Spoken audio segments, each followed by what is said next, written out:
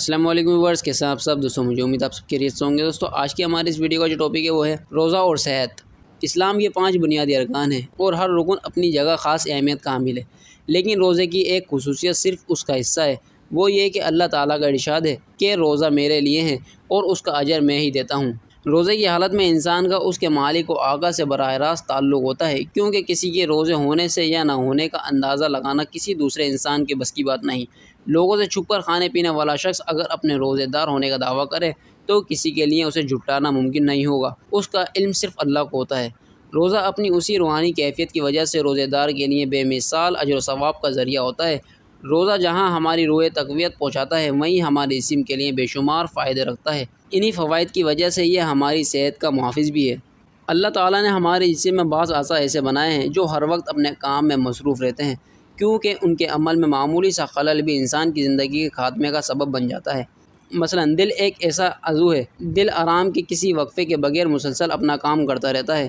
جو ہی اس کی حرکت رکتی ہے، انسان اپنی زندگی سے ہاتھ دھو بیٹھتا ہے۔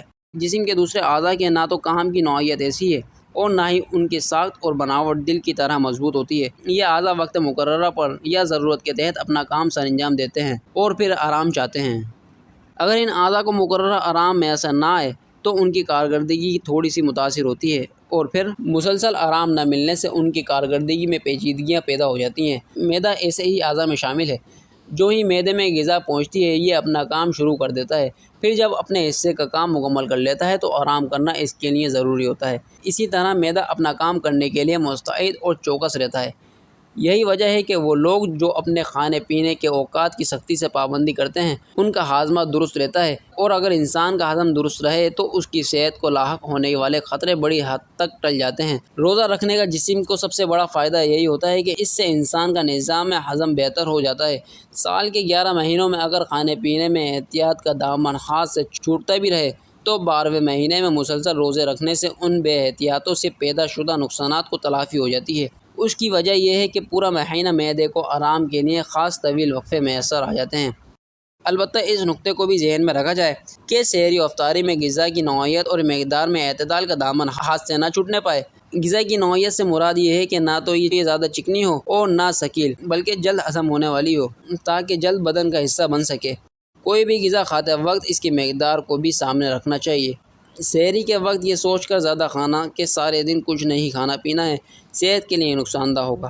اسی طرح افطاری کے وقت بلا سوچے سمجھے کھانے سے معدے کو آرام کا جو طویل وقفہ ملتا ہے، اس کا فائدہ ختم ہو جاتا ہے۔ اس لیے سحری اور افطاری میں اعتدال برقرار رکھنا بہت ضروری ہے، اور اسی صورت میں روزہ صحت کا محافظ بن سکے گا۔ گرمیوں میں عام طور پر افطار کے وقت پیاس کی شدت کے باعث ٹھنڈا پانی کافی مقدار میں پی لیا جاتا ہے۔ یہ انسانی صحت کے لیے نقصان دہ ہوتا ہے، کیونکہ اس سے معدے کی حرارت متاثر ہوتی ہے اور یوں وہ اپنا فعل صحیح طریقے سے انجام نہیں دے پاتا۔ انسانی صحت کے لیے یہ بھی ضروری ہے کہ غذا کے فالتو اور بیکار حصے جسم کے دیگر فضلات کے ساتھ باقاعدگی سے جسم سے خارج ہوتے رہیں۔ اگر کسی بھی خرابی یا بے احتیاطی سے معدہ کمزور پڑ جائے تو یہ فضلات مکمل طور پر بروقت جسم سے خارج نہیں ہو پاتے، جس طرح کی تکلیفیں پیدا ہو جاتی ہیں۔ روزے کی وجہ سے ان فضلات کے اخراج میں بھی مدد ملتی ہے۔ روزہ رکھنا موٹے افراد کے لیے بھی فائدہ مند ہوتا ہے، کیونکہ روزے رکھنے سے معدہ وقت کا پابند ہو جاتا ہے، انہیں وقت پر بھوک کا احساس ہونے لگتا ہے اور یوں غذا صحیح طریقے سے جذب بدن بننے لگتی ہے، جس سے ان کی صحت بحال ہو جاتی ہے۔ رمضان المبارک میں روزے کی پابندی مسلمانوں کے لیے فرض ہے اور بے شمار روحانی اور جسمانی فائدوں کا حامل ہوتی ہے۔ اسی لیے ہمیں تمام روحانی تقاضوں کے ساتھ طبی تقاضے بھی پورے کرنے چاہیے۔ تو دوستو یہ تھی ایک چھوٹی سی ویڈیو، امید آپ کو پسند آئی ہوگی۔ اللہ تعالیٰ ہمیں اس سال کے پورے روزے رکھنے کی توفیق عطا فرمائے اور ہمیں اس مہینے قرآن پڑھنے اور اس کو سمجھنے کی توفیق عطا فرمائے۔ ویڈیو دیکھنے کا بہت بہت شکریہ۔ اللہ حافظ۔